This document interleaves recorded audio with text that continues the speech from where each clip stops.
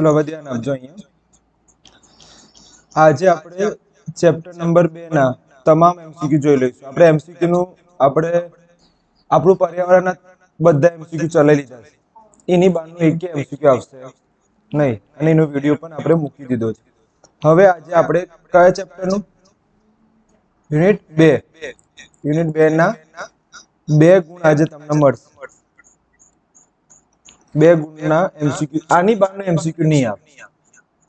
જેટલા લખું એટલા તમારે ઘરે જઈને લખી લેવાનું અને રોજ રિવિઝન કરવાનું.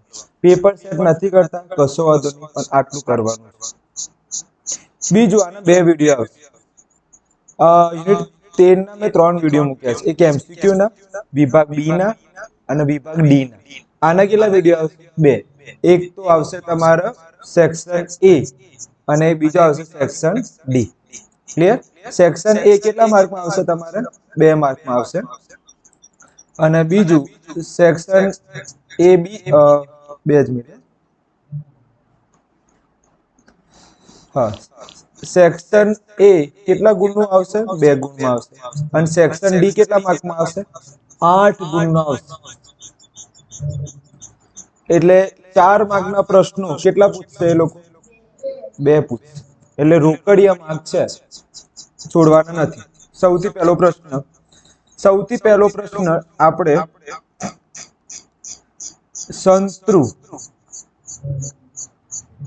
સંતૃ જે છે એમાં ખાલી જગ્યા એસિડ આવેલું હોય છે. સંતરામાં ખાલી જગ્યા એસિડ હોય છે. પહેલો પ્રશ્ન. બીજો પ્રશ્ન, નારંગીમાં ખાલી જગ્યા એસિડ આવેલું હોય છે.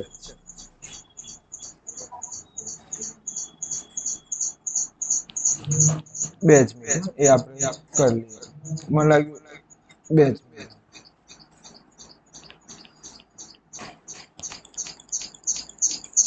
હવે દેખો, ચલો ધ્યાન આપજો. અને ત્રીજો પ્રશ્ન છે કે લીંબુમાં ખાલી જગ્યા એસિડ હોય છે. 5 મિનિટ વેટ કરો. 5 મિનિટ. ક્લિયર? અને સૌથી છેલ્લો પ્રશ્ન કે કોઈ પણ ડંક પૂછાઈ જાય એક્ઝામ ની અંદર. કોઈ પણ ડંક,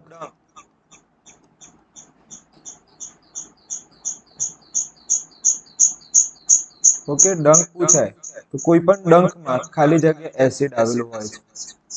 એ પછી એક કયું હોય? કીડીનો ડંક હોય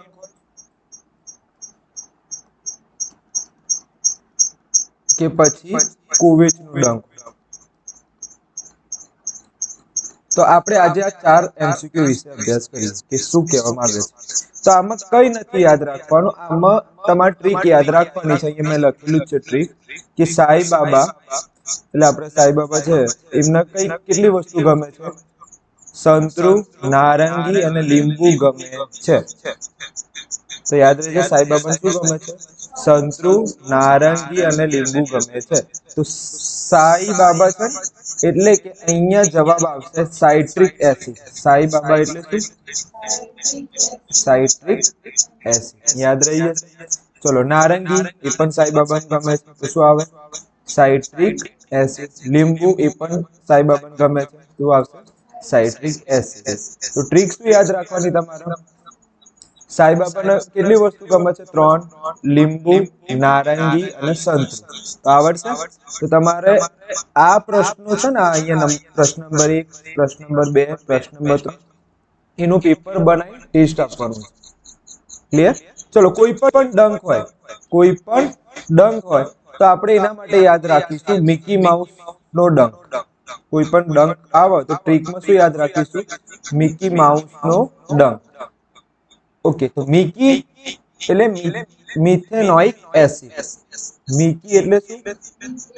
વેરી ગુડ, મિથેનોઇક એસિડ. 4 પ્રશ્નો ખબર પડી ગઈ? કમ્પ્લીટ. ચલો ફરીથી એકવાર ટ્રીક જોઈ લઈએ. ટ્રીક 1. ટ્રીક 1 શું હતી? સાઈ બાબા શું આવે? લીંબુ, પછી નારંગી, પછી સંતરું. ઓકે, સાઈ એટલે શું? સાઈ એટલે શું? Citric acid. તો યાદ રહી જશે. ચલો બીજી ટ્રીક. ટ્રી.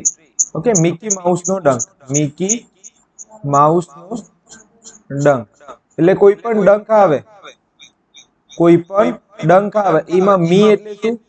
Methanoic acid. મી એટલે શું? Methanoic acid.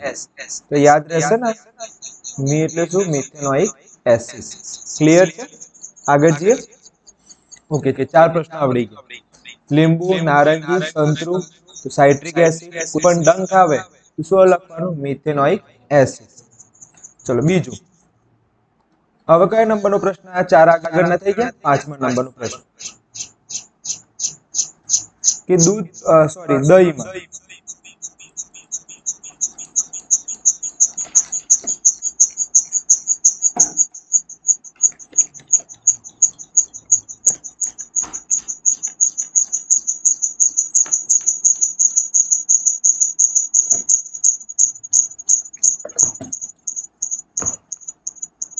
ચલો ધ્યાન.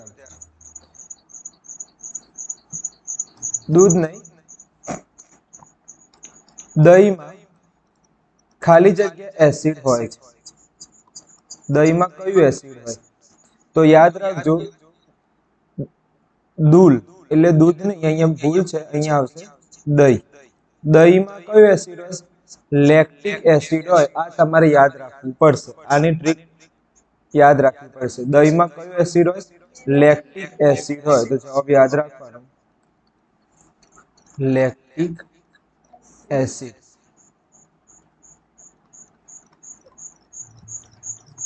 પ્રશ્ન નંબર 6. વિનેગરમાં કયો એસિડ હોય? તો યાદ રાખવાનું છે એસિટિક એસિડ. આ બે ગોખવા પડશે. આની કોઈ ટ્રીક બનશે નહીં. એસિટિક એસિડ, આની કોઈ ટ્રીક બનશે નહીં, તો આ તમારે ગોખવા પડશે. પછી 7મા નંબરનું, આંબલીમાં કયો એસિડ હોય? તો એના માટે ટ્રીક યાદ રાખજો. આ ટાલ છે, આ ટાલ છે. તો આંબલીમાં આ એટલે શું? આ એટલે શું? આંબલી. અને ટાલ, ટાલ એટલે શું? Tartaric acid. આ ટાલ છે એમાં આ એટલે શું? આંબલી. અને ટા એટલે શું? Tartaric acid. તો આમાં જવાબ આવશે તમારે tartaric acid. Tartaric acid. Clear છે? આગળ છેલ્લું કેટલા થયા? 7. 8મા નંબરનું અને છેલ્લું. બસ પછી બીજા કોઈ એસિડ આવશે નહીં. ટામેટું. હવે ધ્યાન આપજો, ટામેટાના છે ને જેલી બહુ ભાવે. ટામેટું શું ભાવે છે? જેલી. પણ એ જેલી ખાય ને પહેલા શું બોલે? હા, પછી જેલી ખાય. ઓકે ના બોલે ત્યાં સુધી જેલી ખાશે નહીં. તો ટામેટું શું બોલશે? Okay jelly. ટામેટું શું બોલશે? Okay jelly. તો ટામેટુમાં ખાલી જગ્યા એસિડ હોય. ખાલી જગ્યા એસિડ હોય. તો ટામેટું શું બોલે? Okay jelly. ટામેટું શું બોલશે? Okay jelly. તો ઓકે જેલી ક એસિડ. યાદ રહી જશે. ટામેટું કોઈ દિવસ ભૂલાશે નહીં. ટામેટાની ફેવરેટ વસ્તુ શું? જેલી. પણ જેલી ખાતા પહેલા શું બોલે છે? હા, ટામેટામાં કયો એસિડ હોય? Okay jelly. ઓક્ઝેલિક. આમ રિયલમાં શબ્દ શું બોલે? Oxalic acid. તો 8 આવડી ગયા. ક્લિયર છે? 8 પ્રશ્નો તમારે લખી દેવાનું છે અને તમારે ટેસ્ટ આપવાનું છે. એકવાર રિવિઝન કરી દઉં. 8 એ 8. આ રિવિઝન વાળું ટેસ્ટ નહીં, આ રિવિઝન નહીં લખવાનું. ઓકે, રિવિઝન વાળું લખવાનું નહીં. પહેલું નારંગી, બીજું ટામેટું, ત્રીજું દહીં, ચોથું વિનેગર, પાંચમું સંતરું, છઠ્ઠું લીંબુ, સાતમું ડંક. ઓકે, 7 જ બન્યા છે ને, 8 બન્યા છે. કયું રહી ગયું આપણે? આંબલી રહી ગઈ. અને 8મું છે આંબલી. ચલો, પહેલામાં નારંગી Sai Baba, citric acid, very good. ચલો, ટામેટું ની ફેવરેટ વસ્તુ કઈ? જેલી. તો ઓકે જેલી ઓક્ઝેલિક આવે તો પણ વાંધો નહીં, માર્ક મળી જાય. ઓક્ઝેલિક.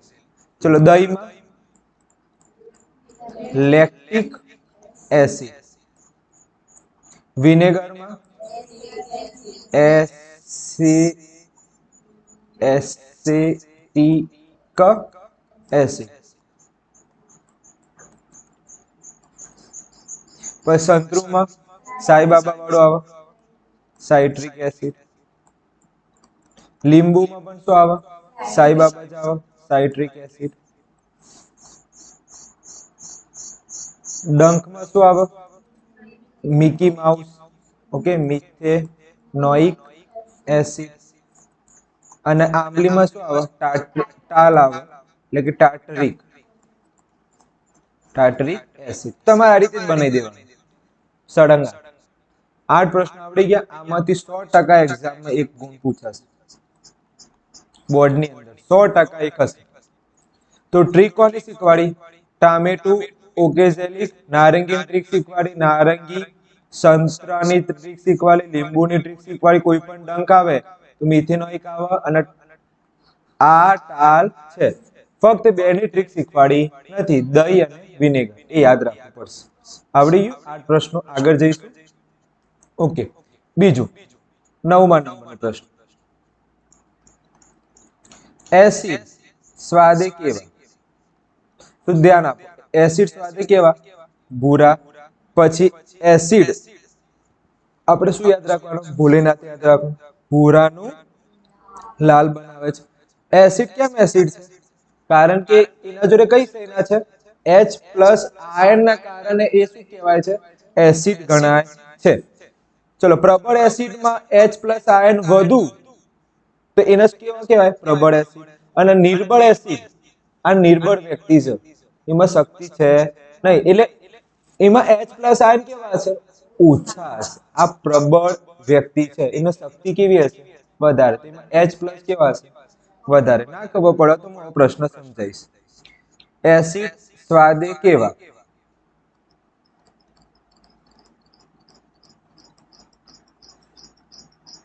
ઓકે, ચલો જવાબ બોલો. કેવા આવે?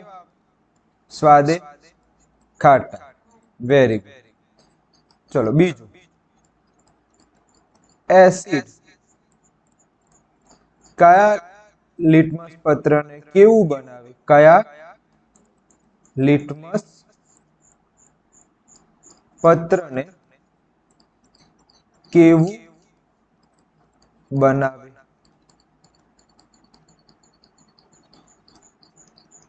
ચલો, કેવા લિટમસ પત્રને કેવું બનાવે? તો એસિડ માટે આપણે ભોલેનાથ યાદ રાખવાનું.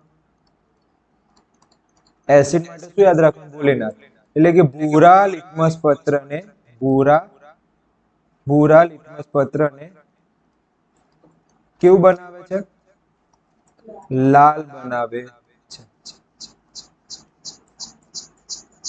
તો જો ભૂરા લિટમસ પત્રને કેવું બનાવશે?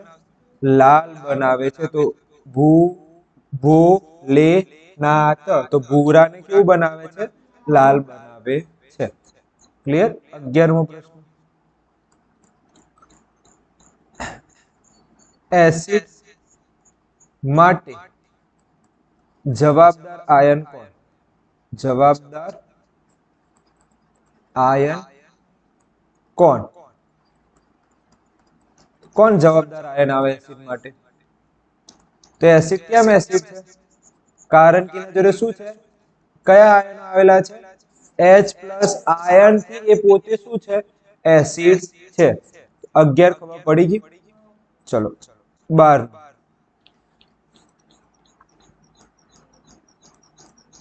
પ્રબળ એસિડ કોને કહેવાય? ચલો પ્રબળ વ્યક્તિ કોને કહેવાય? જેના જોડે શક્તિ કેવી હોય? હા, તો આપણે શું લખીશું? જે એસિડમાં કોની સેના? H+ આયન કેવા હોય? વધુ હોય. જો પ્રબળ એટલે શું? શક્તિ કેવી હશે? વધારે. તો H+ આયન કેવા હશે? વધુ હોય. તો તેને શું કહેવાય છે? પ્રબળ એસિડ કહે છે. તો તેને શું કહેવાય છે? પ્રબળ એસિડ કહે છે. ચલો નિર્બળ એસિડ કોને કહેવાય? ઓછા. ઓકે, જે એસિડમાં H+ આયન ઓછા એને શું કહેવાય? નિર્બળ એસિડ. ચલો 13 નિર્બળ એસિડ. ઓકે, તો જવાબ શું આવશે? જે એસિડમાં H+ આયન કેવા હોય? ઓછા હોય. તો તેને શું કહેવાય છે? નિર્બળ એસિડ કહે છે. જગ્યા નથી એટલે અહીંયા શોર્ટમાં લખું છું. વાંધો નહીં, જગ્યા નથી એટલે શોર્ટમાં લખું છું. નિર્બળ એસિડ કહે છે. H+ આયન કેવા હોય? ઓછા. તો નિર્બળ એસિડ. H+ આયન વધુ. તો કેવા એસિડ? પ્રબળ એસિડ. કેટલા MCQ થયા? 13. ચલો એ જ રીતે હવે આપણે આમાં જોઈએ 14. ચલો બેઝ સ્વાદે કેવા?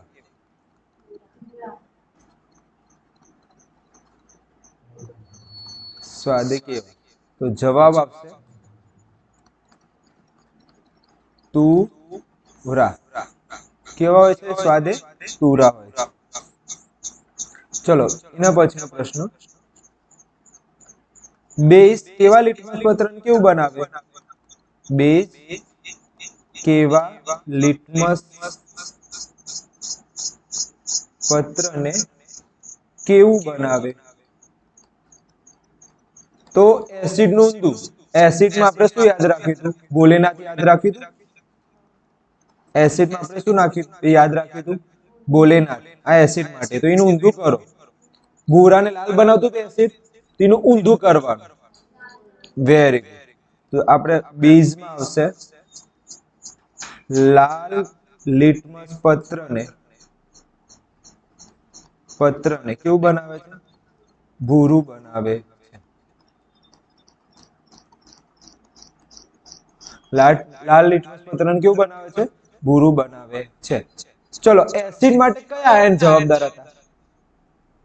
Very good, H+. તો બેઝ માટે કયા આયન જવાબદાર છે?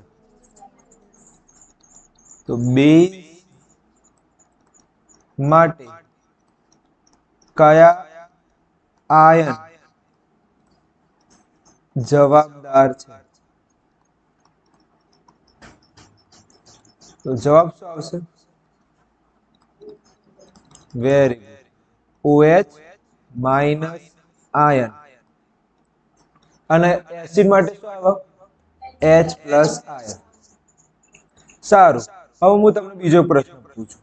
આમ 17. પ્રબળ બેઝ કોને કહેવાય? કોણ કે? પ્રબળ બેઝ કોને કહેવાય? બોલો બેન. Very good. જે બેઝમાં OH- આયન વધુ, વેરી ગુડ, વધુ હોય તો તેને શું કહેવાય? પ્રબળ બેઝ કહેવાય.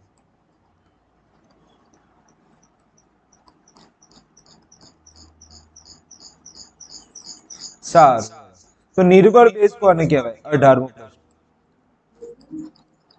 અલે ઉપરનું આવડે તો નીચેનું આવડે જ. ટ્રાય તો કરો. જેના હા જેના આવડે બોલો અનુદીબેન. જે બેઝમાં OH- આયન ઓછા હોય, વેરી ગુડ, હોય તો તેને નિર્બળ બેઝ કહેવાય છે.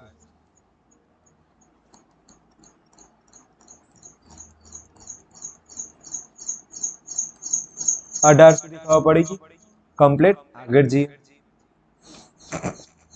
અહીંથી આઈએમપી પ્રશ્ન બની શકે છે બોર્ડનું પેપર જો ભારે હશે બોર્ડનું પેપર કેવું હશે હાર્ડ હશે તો આમાંથી એમસીક્યુ આવશે 18 એમસીક્યુ પૂરા થયા હવે આપણે કયું આયા 19 સૂચક એટલે શું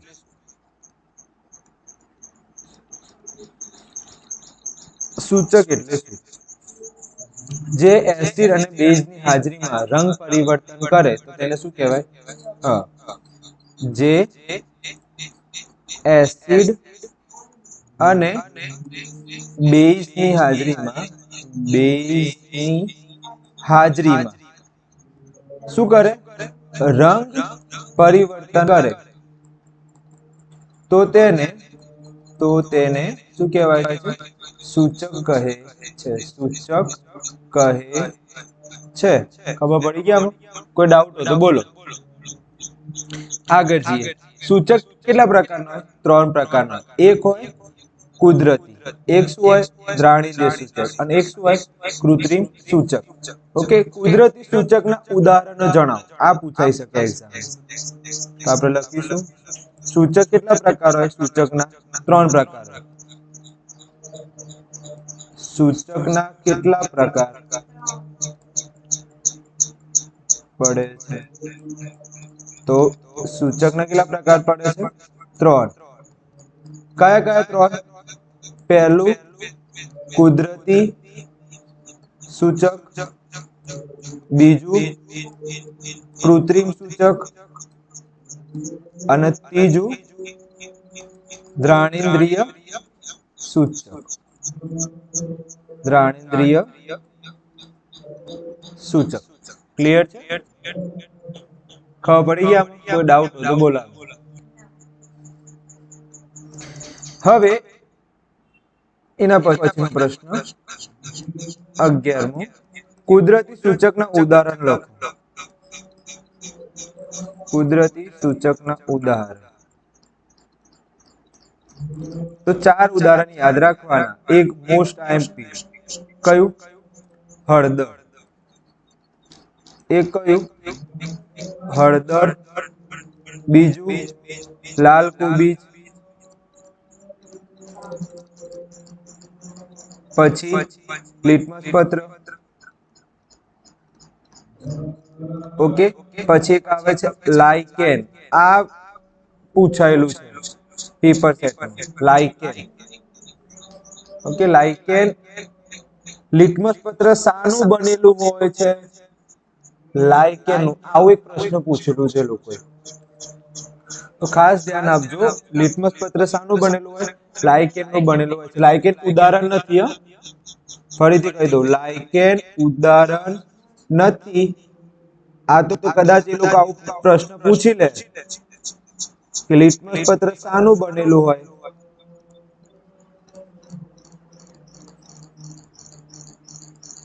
શાના દ્વારા બને છે તો શું જવાબ આવે લાઇકેન ક્લિયર છે ક્લિયર લાઇકેન આ યાદ રાખજો ઓકે આગળ જઈએ પછી છે આમાં ખાસા પ્રશ્નો બનશે યાદ રાખજો આમાં તમારે ખાસા પ્રશ્નો બનવાના છે આગળ કેટલા એમસીક્યુ તમારું 12 થયા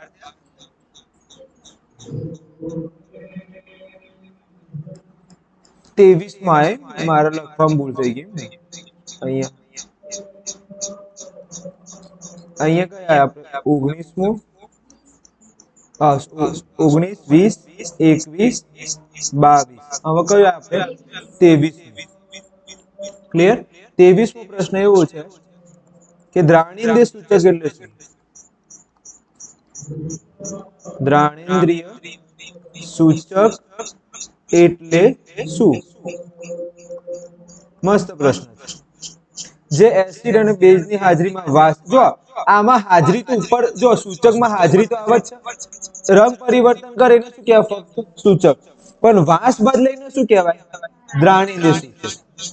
રંગ બદલે એને શું કહેવાય? ફક્ત સૂચક. અને જે વાસ બદલે એને શું કહેવાય? હા, તો એસિડ અને બેઝની હાજરીમાં એસિડ અને બેઝની હાજરીમાં વાસ વાસ બદલાય તો તેને શું કહેવાય છે? દ્રાણીન્દ્રિય સૂચક. અમુક લોકોને આ એવું લાગે કે સર આ ક્યાંથી આવે છે ને અમને તો કઈ ખબર જ નહીં પડતી. ફક્ત એટલું યાદ રાખજો, પેલામાં શું આવે છે? રંગ પરિવર્તન. અને અહીંયા શું આવે છે? હાજરીમાં વાસ. જો મેં અહીંયા બોક્સ કરેલું છે, અહીંયા શું આવે છે? રંગ પરિવર્તન હોય તેટલું સૂચક. અને વાસ બદલાય એટલે શું આવે? અને એસિડ તો બેઝ લખવું જ પડે. એસિડ અને બેઝની હાજરીમાં રંગ બદલે તો સૂચક. એસિડ અને બેઝની હાજરીમાં વાસ બદલાય તો દ્રાણીન્દ્રિય સૂચક. 23 પૂરા થયા. હવે આગળ જઈએ 24. ચલો, દ્રાણીન્દ્રિય સૂચક નાખવાથી દ્રાણીન્દ્રિય સૂચક ઉપયોગ કરવાથી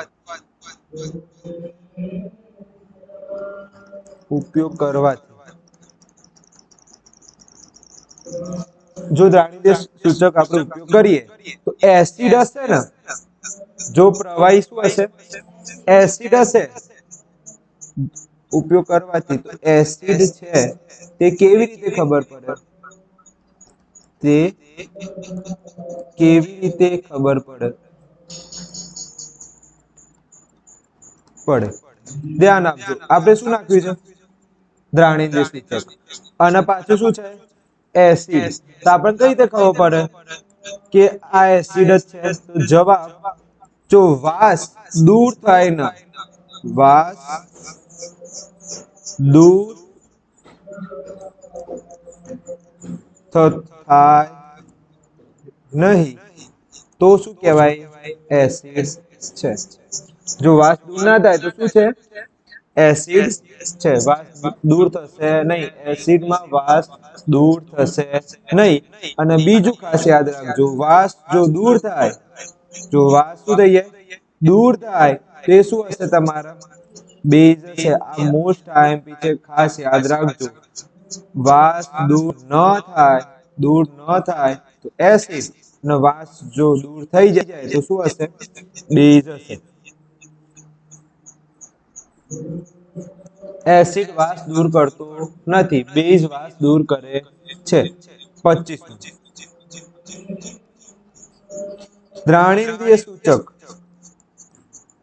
દ્રાણીન્દ્રિય સૂચકના ઉદાહરણ લખો. ચલો, પહેલું શું આવે? વેનીલા, અર્થ. બીજું શું આવે? લવિંગ. બીજું શું આવે? લવિંગ. યાદ રહેશે. આ મોસ્ટ આઈએમપી છે, ખાસ યાદ રાખજો. 26. કૃત્રિમ સૂચકના ઉદાહરણ લખો. કૃત્રિમ સૂચકના શું લખો? ઉદાહરણ. તો કયા કયા કૃત્રિમ સૂચક છે? તો પહેલું છે મિથાઇલ ઓરેન્જ. Methyl orange. અને બીજું છે ફિનોલ્ફથેલિન.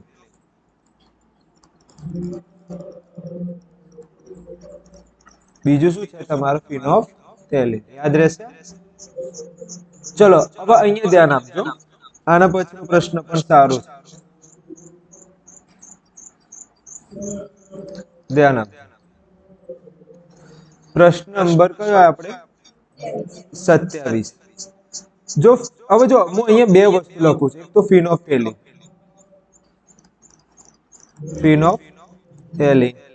અને બીજું છે 28મું મિથાઇલ ઓરેન્જ.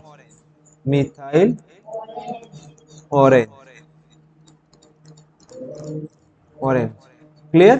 હવે જો તમારા પરીક્ષામાં યાદ રાખવાનું આ રીતે, આ બે ખાસ આ રીતે તમારે યાદ રાખવું પડશે, નહીં તો બીજી કોઈ રીતે યાદ રહેશે નહીં. પહેલું એસિડ હોય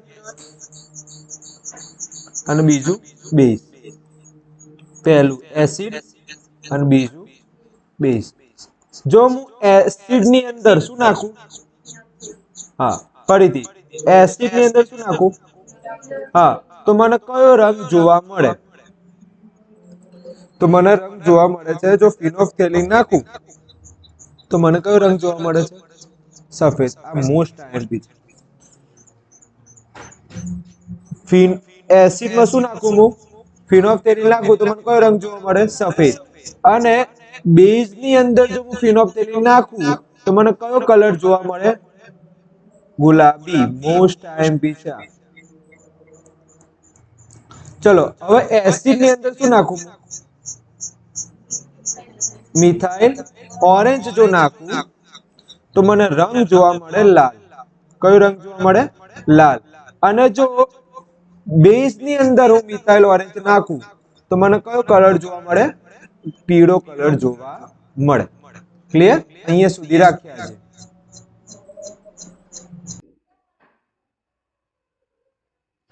તો આપણે લગભગ કેટલા એમસીક્યુ પૂરા કર્યા હતા કાલે, 28 કર્યા હતા.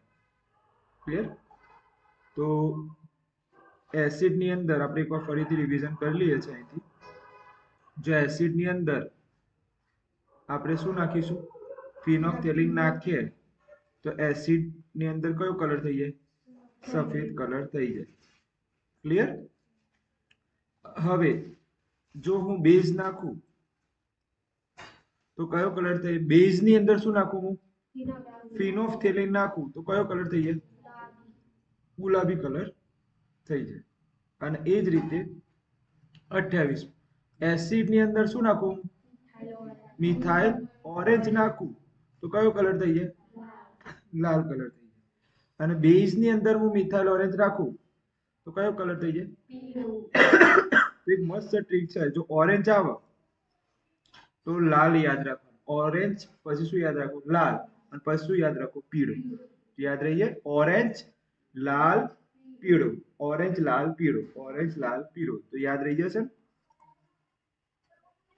ઓરેન્જ લાલ અને પીળો. તો પીળો લાલ એટલે એસિડ અને પીળો એટલે બેઝ. ક્લિયર? અને પેલામાં શું યાદ રાખવાનું, સફેદ ગુલાબી. શું યાદ રાખવાનું, સફેદ અને ક્લિયર છે ને? આ વસ્તુ યાદ રહી જશે. 27મો અને 28મો આઈએમપી છે. ચલો આપણે 26 સુધી જોયા હતા. 27મો હું ફરીથી તમને એકવાર રિવિઝન કરાવી દઉં છું. ધ્યાન આપજો.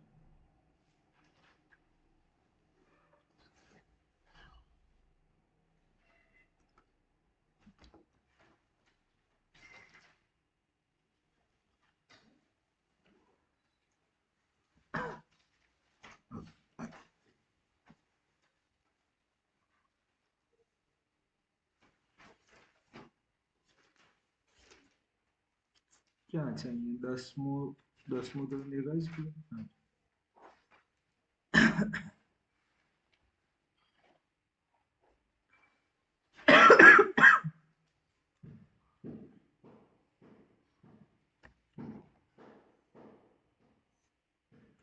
ચલો પેન આવી ગઈ, આવો આવી ગઈ. તો આપણે 28મું અને 27મું હું ફરીથી ચલાવું છું, ધ્યાન આપજો.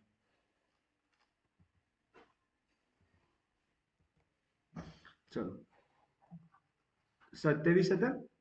ઓકે ફરીથી. ઓકે, ફિનોલ્ફથેલિન ને એસિડમાં નાખતા ખાલી જગ્યા રંગ આપે છે. એક આ પ્રશ્ન. બીજો પ્રશ્ન 28 મિથાઇલ ઓરેન્જ, મિથાઇલ ઓરેન્જ ઓરેન્જને બેઝમાં નાખતા ખાલી જગ્યા રંગ આપે છે. ઓકે, આગળ છે ફિનોલ્ફથેલિનને 29 ફિનોલ્ફથેલિનને બેઝમાં નાખતા ખાલી જગ્યા રંગ આપે છે. પછી છેલ્લું 30મું કે મિથાઇલ ઓરેન્જને એસિડમાં નાખતા ખાલી જગ્યા રંગ આપે છે. મિથાઇલ ઓરેન્જને ક્યાં નાખવાનું છે આપણે? એસિડમાં નાખતા ખાલી જગ્યા રંગ આપે છે. ક્લિયર? ચલો, મેં તમને કીધું તો ફિનોલ્ફથેલિન આવે તો તમારે બે વસ્તુ યાદ રાખવાનું. કયું? સફેદ અને ગુલાબી. યાદ હોય તો મેં તમને કીધું હતું કે ફિનોલ્ફથેલિન આવે તો આ બે રંગ યાદ રાખવાના છે ફિનોલ્ફથેલિનમાં. ક્લિયર છે? અને મેં તમને એમ કીધું હતું મિથાઇલ ઓરેન્જમાં મેં તમને કીધું હતું ઓરેન્જ આવે તો તમારે શું યાદ રાખવાનું? લાલ અને પીળો. તો યાદ રહેશે. ક્લિયર છે? તો આપણે અહીંયા જોઈએ. અહીંયા શું જવાબ આવે? આપણે વેરી ગુડ. અહીંયા શું જવાબ આવે? સફેદ. ઓકે, ફિનોલ્ફથેલિન તો શું યાદ રાખવાનું? સૌથી પહેલા સફેદ અને પછી શું યાદ રાખવું? કલર ગુલાબી. સફેદ અને ગુલાબી યાદ રહી છે ને બે જોડી? સફેદ અને ગુલાબી. અને ઓરેન્જ આવે તો લાલ અને પીળો. યાદ રહી જશે? લાલ અને પીળો. ચલો, પહેલું જે શબ્દ બોલું સફેદ એ શું સમજવાનું? એસિડ. અને સફેદ પછી હું એમ કહું ગુલાબી તો શું સમજવાનું? બેઝ. ક્લિયર છે? Very good. ચલો, અહીંયા શું આવ્યું? Methyl orange. અને મારે શું જોવાનું છે? ઓરેન્જમાં કયા કલર યાદ રાખવાની કીધા હતા મેં તમને? લાલ અને પીળો. તો મારો જવાબ શું આવશે અહીંયા? પીળો. કેમ? બીજા નંબરનું શું છે? બેઝ. પહેલા નંબરનું એસિડ બોલીએ છે અને બીજા નંબરમાં શું બોલીએ છે? બેઝ. અહીંયા આપણે પહેલા નંબરમાં શું બોલીએ છે? એસિડ બોલીએ છે અને બીજા નંબરમાં શું બોલીએ છે? બેઝ. તો મિથાઇલ ઓરેન્જ આવે મારે કયા કલર યાદ રાખવા? લાલ અને પીળો. તો અહીંયા કયો આવશે? પીળો. ચલો, ફિનોલ્ફથેલિન આવ્યું તો ફિનોલ્ફથેલિનમાં કયા કલર યાદ રાખવાના? તમને ખબર છે સફેદ અને ગુલાબી. તો મારે જોવાનું અહીંયા કયા નંબરનું પૂછ્યું છે મારે? હા, બીજા નંબર. તો જવાબ શું આવે મારો? વેરી ગુલાબી. ચલો, ઓરેન્જ આવ્યું તો ઓરેન્જ આવે તમારે કયા કલર કહેવાના? લાલ અને પીળો. લાલ અને પીળો. અને મારે અહીંયા શું માંગ્યું છે? એસિડ. તો કયા નંબરનું લખવાનું મારે? પહેલા નંબરનું. એટલે શું જવાબ આવે? લાલ. આવડી ગયો? કમ્પ્લીટ ખબર પડી ગઈ? તો 3 કલર યાદ રાખવાના. આમ તો 4 કલર. ફિનોલ્ફથેલિનમાં સફેદ, ગુલાબી અને પછી ઓરેન્જમાં લાલ અને પીળો. ઓરેન્જ, લાલ, પીળો. ક્લિયર? આગળ જી. ક્લિયર? હવે આવે છે મોસ્ટ આઈએમપી ટોપિક. તો આપણે ધ્યાન આપજો અહીંયા. 30મું 31મું. હવે આવે છે 7 સ્તંભ. હવે શું આવે છે? 7 સ્તંભ. સ્તંભ યાદ રાખવા ખૂબ જ ઇમ્પોર્ટન્ટ છે. તો પહેલા તો હું સ્તંભ શીખવાડ દઉં, પછી તમને શું શીખવાડું? સ્તંભના આધારિત પ્રશ્નો. મોસ્ટ આઈએમપી છે. તો પહેલું સ્તંભ તો બધાને આવડે. કયું? એસિડ પ્લસ બેઝ શું મળે? ક્ષાર અને પાણી. આ બધાને આવડે છે. ક્લિયર? બીજો પ્રશ્ન છે તો હવે અહીંયા શું લઉં? અધાતુ ઓક્સાઇડ. ચલો, અધાતુ ઓક્સાઇડ છે તો આ કયો ગુણધર્મ ધરાવે? કયો ગુણધર્મ ધરાવે રિયલમાં? એસિડ. તો મેં નામ બદલી નાખ્યું. ઉપર શું હતું? Acid plus base. તો મેં પહેલા હવે એસિડ ની જગ્યાએ મેં નામ બદલી નાખ્યું અને હવે શું નામ લખ્યું મેં? અધાતુ ઓક્સાઇડ. અને બાજુમાં શું આવે? બેઝ. શું આપે? ક્ષાર અને પાણી. આવડી જાય? ક્લિયર? અહીંયા મેં એસિડ નું નામ બદલી નાખ્યું છે. અહીંયા નામ બદલીને એસિડ નું નામ બદલી નાખ્યું છે. એટલું યાદ રાખજો. ક્લિયર? અહીંયા એસિડ નું નામ બદલી નાખ્યું છે. ક્લિયર? હવે એ જ રીતે હું એના પછીનું લખીશ. હવે ધ્યાન આપો, મેં અહીંયા શું લખ્યું? એસિડ. હવે મેં બેઝનું નામ બદલી નાખ્યું. શું લખીશ? વેરી ગુડ, ધાતુ ઓક્સાઇડ. ધાતુ ઓક્સાઇડ શું આપે? ક્ષાર અને પાણી. જો આ ત્રણ શબ્દો તમને એમની મળે, ત્રણ શબ્દમાં ભૂલ જ ના પડે. ક્લિયર છે? હવે હું જે રીતે યાદ રાખાવું ને એ રીતે યાદ રાખો. હું અલગ રીતે શીખવું. આ ત્રણ યાદ રહી જાય, ત્રણ ની જોડે. બીજું, હવે એસિડને પાણી સાથે પ્રક્રિયા કરો. એસિડની કોની સાથે પ્રક્રિયા કરો? પાણી સાથે પ્રક્રિયા કરો. તો તમને શું આપે? H3O પ્લસ અને Cl માઇનસ. સ્વાભાવિક વસ્તુ છે કે અહીંથી બંધ તૂટશે. અહીંથી શું થાય? બંધ તૂટે અને આ H કોના જોડે જતો રહે? H2O જોડે જતો રહે. જો H2O જોડે H જતો રહે તો હવે શું નામ થઈ જાય? H3O plus. અને આ તમને ખબર હોય, પહેલું હોય પ્લસ અને બીજું હોય, અને પેલો પ્લસ પેલા જોડે જાય તો ટોપી તો આવે ને પેલા જોડે. અને અહીંયા તમને ખબર છે કોણ છૂટું પડે? તો જો Cl છૂટું પડી ગયું. એકદમ સહેલું છે. તો ત્રીજા ચોથા નંબરનું સ્તંભ શું આવ્યું? એસિડની કોની સાથે પ્રક્રિયા કરે? પાણી સાથે. ચલો પાંચમા નંબરનું. હવે હું બેઝને કોની સાથે પ્રક્રિયા કરાવું છું? પાણી સાથે. બેઝની કોના સાથે પ્રક્રિયા કરાવું છું? પાણી સાથે. તો અહીંયા શું છૂટું પડે? Na plus OH minus. અહીંયા પેલો પેલા જોડે જશે નહીં. ફક્ત અને ફક્ત અહીંયા છૂટાછેડા થઈ જાય. H plus OH minus. પેલો H પેલા સાથે આકર્ષણ થઈ જાય છે HCl. પણ અહીંયા આવું થાય. ચલો આ પાંચ યાદ રહી જાય. પહેલા ત્રણની જોડી તો આવડે જ છે. બીજું ચોથા નંબરમાં શું આવ્યું? એસિડની પાણી સાથેની પ્રક્રિયા, એ આવડી જાય. એમાં કોઈ ભારે નહોતું. પછી બેઝની કોના સાથે પ્રક્રિયા? પાણી સાથે. તો પછી છૂટા કરતા તો આવડે કે? Na plus OH minus. આગળ જઈએ. હવે આવે છે છઠ્ઠા નંબરનું. ધાતુની એસિડ સાથેની પ્રક્રિયા કે પછી બેઝ સાથેની પ્રક્રિયા કરો. તો ધાતુની પ્રક્રિયા કોની કોની સાથે કરો? કાં તો એસિડ સાથે કરો, કાં તો બેઝ સાથે કરો. આ મોસ્ટ આઈએમપી છે, સૌથી વધારે પરીક્ષામાં પૂછાયેલું. તો ક્ષાર અને હાઇડ્રોજન વાયુ મળે. શું મળે? ક્લિયર છે? આ ખબર પડી ગઈ? ધાતુની કોના સાથે પ્રક્રિયા કરી? આ મોસ્ટ આઈએમપી છે. હું તમને કોઈ વધારે એટલું બધું ઇમ્પોર્ટન્ટ નહીં કહેતો, પણ આ મોસ્ટ આઈએમપી છે. આ ખાસ તૈયાર કે ધાતુની કાં તો એસિડ સાથે પ્રક્રિયા કરો, કાં તો બેઝ સાથે પ્રક્રિયા કરો. શું મળે? ક્ષાર અને હાઇડ્રોજન વાયુ મળે છે. અને હવે છેલ્લા નંબરનું સ્તંભ જે છે કે ધાતુ કાર્બોનેટ અથવા ધાતુ હાઇડ્રોજન કાર્બોનેટ ને કોની સાથે પ્રક્રિયા કરવાની છે? ફક્ત અને ફક્ત એસિડ સાથે પ્રક્રિયા કરવાની છે. તો શું મળે છે? ક્ષાર, પાણી અને કાર્બન ડાયોક્સાઇડ મળે છે. ક્ષાર, પાણી અને કાર્બન ડાયોક્સાઇડ મળે છે. તો એક કામ કરજો, તમે આના છે ને, હું કઈ રીતે યાદ રાખો. આના તમે છઠ્ઠો નંબર લખી દો, નીચે વાળાના ઉપર વાળાને કયો લખ દો? 7. જેમ તમારે જેમ યાદ રહે. હું તો એમ કહું છું, પણ 7 વસ્તુ યાદ રહેવી જોઈએ. આવડશે આટલી વસ્તુ? હવે પ્રશ્ન પૂછું આ 7 માંથી.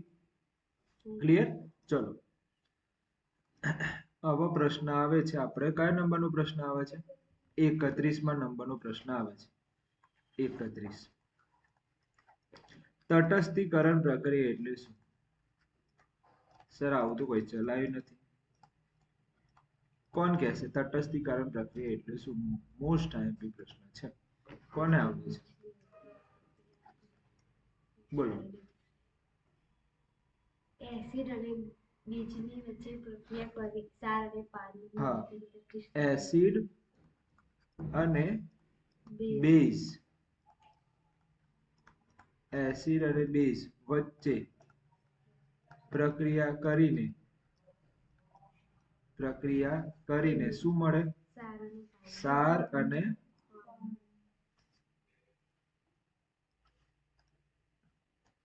સાર અને પાણી મળે તો તેને કઈ પ્રક્રિયા કહેવાય? હા, તટસ્થીકરણ પ્રક્રિયા. ખબર પડી ગઈ? તો આ ખાસ યાદ રાખજો. એસિડ અને બેઝ સાથે પ્રક્રિયા કરીને શું મળે? સાર અને પાણી મળે તો તેને શું કહેવાય છે? તટસ્થીકરણ પ્રક્રિયા કહે છે. ક્લિયર? આગળ જઈએ.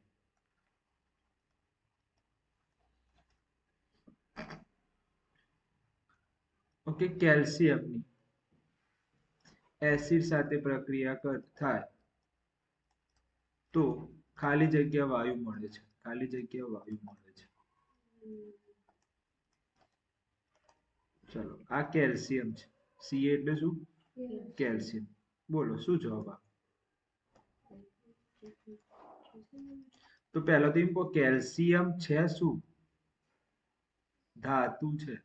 કેલ્શિયમ શું છે? ધાતુ. અને એને કોની સાથે પ્રક્રિયા થાય છે? એસિડ. એટલે ધાતુની એસિડ સાથે પ્રક્રિયા કરે. છઠ્ઠા નંબરનું સ્તંભ શું શું મળતું હતું? સાર અને હાઇડ્રોજન વાયુ. તો અહીંયા જવાબ શું આવે? શું આવે? હાઇડ્રોજન વાયુ. ચલો, હું આવો પ્રશ્ન પૂછું તો જુઓ ટ્વિસ્ટ કઈ રીતે થાય છે. જુઓ છો ને તમે? B1 જરૂર નથી. ચલો, Fe ની Fe એટલે શું? લોખંડ ની એસિડ સાથે પ્રક્રિયા થાય તો ખાલી જગ્યા વાયુ મળે. કયું આવે? હાથ ઉપર કરો. કયું વાયુ આવે? જવાબ કોણ? કોને આવડે છે?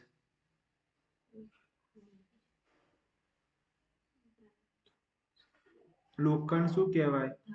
ધાતુ કહેવાય. તો બોલો જવાબ. હા, ભલે પછી 50 ધાતુ પૂછે, આવડવું તો જોઈએ. કે પરીક્ષામાં એવું નહીં કે બેટા આ ધાતુ છે. એ તો તમારે સમજવું પડશે. કયું વાયુ મળે? હાઇડ્રોજન વાયુ. જો બે વાયુમાં તકલીફ પડે. કાં તો તમને ખબર છે, કાં તો કયું વાયુ આવે? Carbon dioxide. જો તમને ખબર હોય તો પહેલું, બીજું અને ત્રીજા સ્તંભમાં કોઈ વાયુ આવતા જ નહીં. આવે છે વાયુ? જો પહેલામાં, બીજામાં અને ત્રીજામાં કોઈ વાયુ આવતા નથી. સાચી વસ્તુ. વાયુ તો શામાં આવે? જો ચોથામાં વાયુ નથી આવતા, પાંચમામાં નહીં આવતા. વાયુ શામાં આવે છે? છઠ્ઠું અને સાતમું. તો તમને બે પ્રોબ્લેમ થાય. તમને પરીક્ષામાં બે પ્રોબ્લેમ કયા થાય? કાં તો કાર્બન ડાયોક્સાઇડ આવે જવાબ, કાં તો હાઇડ્રોજન આવે. પણ તમે જો ને, ધાતુ નહીં દેખાતું. ધાતુ દેખાય છે તો શું આવશે તમારે? હાઇડ્રોજન વાયુ. પણ એ તો ખબર પડી જાય ને, બે ચોઈસ કઈ? કાં તો કાર્બન ડાયોક્સાઇડ વાયુ આવે, કાં તો હાઇડ્રોજન. પણ આ તો શું છે? તમારી ધાતુ છે. કેલ્શિયમ શું કહેવાય? ધાતુ કહેવાય. આયર્ન શું કહેવાય? ધાતુ કહેવાય. આગળ છે 34. ચલો,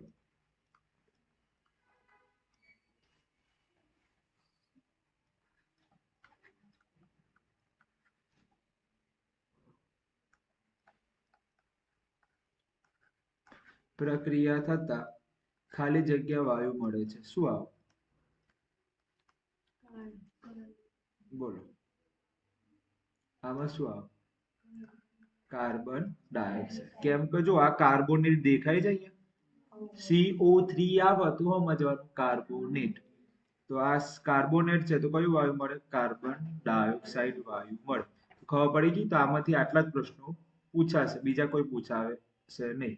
ક્લિયર? તો 34 પ્રશ્નો બને. આગળ છે 34. 35મો પ્રશ્ન મસ્ત પ્રશ્ન છે. જો જે બેઝ દ્રાવ્ય હોય તો તેને આલ્કલી કહેવાય છે. એટલે દ્રાવ્ય એટલે પાણીમાં દ્રાવ્ય હોય. જે બેઝ પાણીમાં શું હોય? દ્રાવ્ય હોય તો તેને ખાલી જગ્યા કહે છે શું કહેવાય એને? આલ્કલી. આ મોસ્ટ આઈએમપી છે, ખાસ યાદ રાખજો. બેઝ ક્યાં દ્રાવ્ય હોય? પાણીમાં દ્રાવ્ય હોય એટલે શું કહેવાય? આલ્કલી કહેવાય છે. ક્લિયર? આલ્કલી બેઝ ના ઉદાહરણ જણાવો. આ પણ પૂછાય એવું છે. 36 આલ્કલી બેઝ ના ઉદાહરણ જણાવો. તો એકદમ સહેલું, જો ધ્યાન આપો. ગોખું, તમારે ગોખવું પડશે નહીં તો. NaOH અથવા KOH. ક્લિયર? NaOH અથવા તો KOH. ચલો, પીએચ માપક્રમ તો તમને ખબર જ છે. પીએચ માપક્રમ તમને ખબર છે. કોની પીએચ માપક્રમ કેટલા સુધી હોય? 0 થી 14 સુધી હોય. જેમાં 0 થી 7 શું બતાવે? એસિડ. 7 થી 14 અને ફક્ત 7. ક્લિયર? હવે ધ્યાન આપજો, તમને પીએચ માપક્રમ આવું હોય, તમને ખબર હોય તો પીએચ માપક્રમ આવું હોય અને એમાં આ રીતે લાગેલું હોય, આ રીતનું. અને અહીંયા શું હોય? H plus ion. અને અહીંયા શું હોય? આ તો ખબર જ છે. પીએચ માપક્રમ તમારે દોરવાનું પણ આવે. અહીંયા ક્યાંથી ચાલુ થાય? 0 થી ચાલુ થાય. અહીંયા કાંટો કેવો હોય? 0. અહીંયા વચ્ચે શું હોય? 7. અહીંયા કેવું હોય? 14. ખબર પડી ગઈ? એટલે આટલું હોય એ શું કહેવાય? એસિડ છે. અને આટલું હોય એને શું કહેવાય? બેઝ કહેવાય. અને આ વચ્ચે વાળું હોય એને શું કહેવાય? તટસ્થ કહેવાય. ખબર પડી ગઈ? કોઈ કન્ફ્યુઝન હતું? બોલા. હા, આમાંથી આવા પ્રશ્નો પૂછાય છે. પીએચ 3 અને પીએચ 5 માં સૌથી વધુ પ્રબળ એસિડ કયું? પ્રબળ એસિડ ખાલી જગ્યા છે. કયું પીએચ પ્રબળ છે આ બંનેમાંથી? હા, આ તમને આવડવું જોઈએ. જો મને એમ કહો, 0 પછી શું આવે? 1. અહીંયા શું આવે? 2. અહીંયા શું આવે? 3. અહીંયા ચોક શું હશે? 5 હશે. અહીંયા 4. તો મને એમ કહો, અહીંયા એસિડની માત્રા અને છેક અહીંયા એસિડ 3 અહીંયા આવ્યું. અહીંયા એસિડની માત્રા અને અહીંયા એસિડની માત્રા, કોનો લાઈન મોટી છે? 3 ની લાઈન મોટી છે. કોની લાઈન નાની છે? 5 ની. એટલે કોણ સૌથી વધારે પ્રબળ હશે? 3. તો એસિડ પ્રબળ, જે ઓગળો નાનો હોય ને એ પ્રબળ એસિડ હોય. અને બેઝમાં કયો જોવાનો? મોટો આંકડો જોવાનો. બેઝમાં કયો અંક જોવાનું તમારે? મોટો. જેમ કે આ રીતે પીએચ 10 અને પીએચ 14 માં સૌથી પ્રબળ બેઝ કયું? પ્રબળ બેઝ કયું? તો કયું જોવાનું તમારે? પીએચ, સોરી, અહીંયા મારા લખવા ભૂલ થઈ ગઈ. અહીંયા 14 આવે. ઓકે, કયું આવે? પીએચ 14. બેઝમાં મોટો આંકડો જોવાનો અને એસિડમાં કયો આંકડો જોવાનો? નાનો આંકડો જોવાનો. ખબર પડી ગઈ આ વસ્તુ? તો 38 પૂરા થયા. ચલો, મસ્ત પ્રશ્ન છે. 38 39 જોઈ લે. 39 પીએચ 4 હોય તો એક શું હશે? ખાલી જગ્યા હોય. શું હોય? તો યા તો હેલું જ કર. કેમ એસિડ આવ્યું? કારણ કે 0 થી 7 ની વચ્ચે જે હોય એ શું હોય? હા, અને અહીંયા તો તમારે શું છે? 4 છે ને? ઓકે, આગળ જઈએ. હવે કયો આપણે? 40. સારું. પીએચ 8 ખાલી જગ્યા હોય. શું આવે? Very good. કેમ બેઝ? કારણ કે 7 થી 14 હોય, 14 ની વચ્ચે હોય તે શું કહેવાય તમારે? બેઝ. આવડી ગયું? આગળ જઈએ. ચલો પ્રબળ એસિડના ઉદાહરણ જણાવો. આ ઘણીવાર પૂછાઈ જાય તો બાળકોને આવડતું નથી. પ્રબળ બેઝ અને એસિડના ઉદાહરણ ધ્યાન આપજો. 41 પ્રબળ એસિડના ઉદાહરણ. તો જુઓ ધ્યાન આપજો. પ્રબળ એસિડના ઉદાહરણ લખો.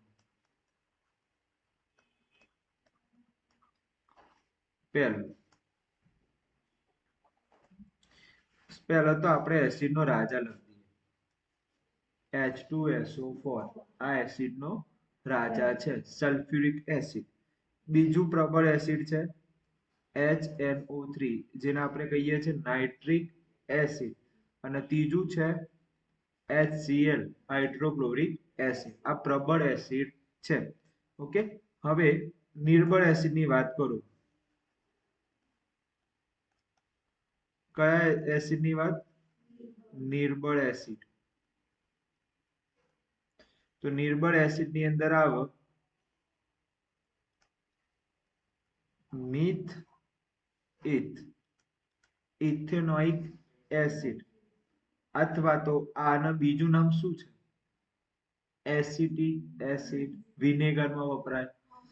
આના બે નામ છે. એક તો છે મિથ ઇથ ઇથેનોઇક એસિડ છે. બીજું આનું નામ શું છે? Acetic acid. આના બે નામ છે. કાં તો ઇથેનોઇક એસિડ બોલો, કાં તો એસિટિક એસિડ બોલો. આ એસિડ શામાં વપરાય? વિનેગરમાં એસિડ હોય. ક્લિયર? આનું જો તમારે નામ યાદ રાખવું હોય તો હું નામ લખી દઉં. પાછું એવું લાગતું હોય કે સર નામ લખો. તો આનું નામ છે સલ્ફ્યુરિક એસિડ. આનું છે નાઇટ્રિક એસિડ. અને પેલાનું નામ શું છે? હાઇડ્રોક્લોરિક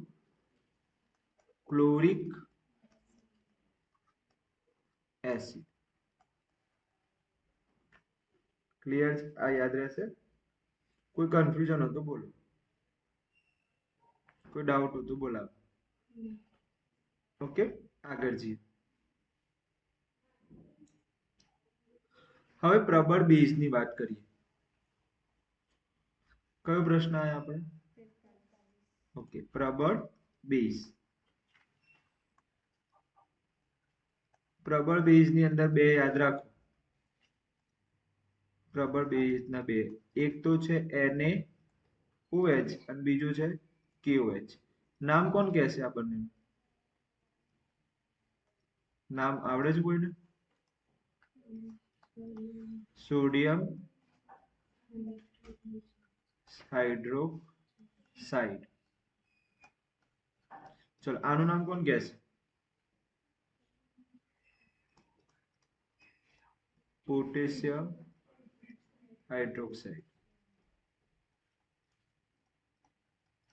તો પરીક્ષામાં શું પૂછાય? પ્રબળ બેઝના નામ જણાવો એવું પૂછાય છે.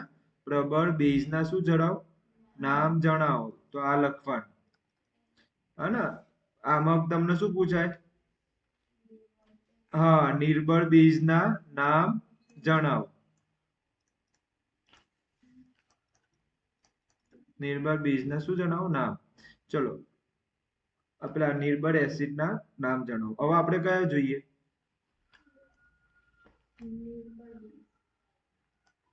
ઓકે, નિર્બળ base.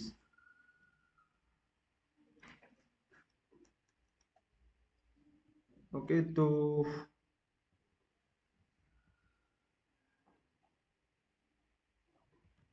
Ammonium hydroxide. Ammonium hydroxide.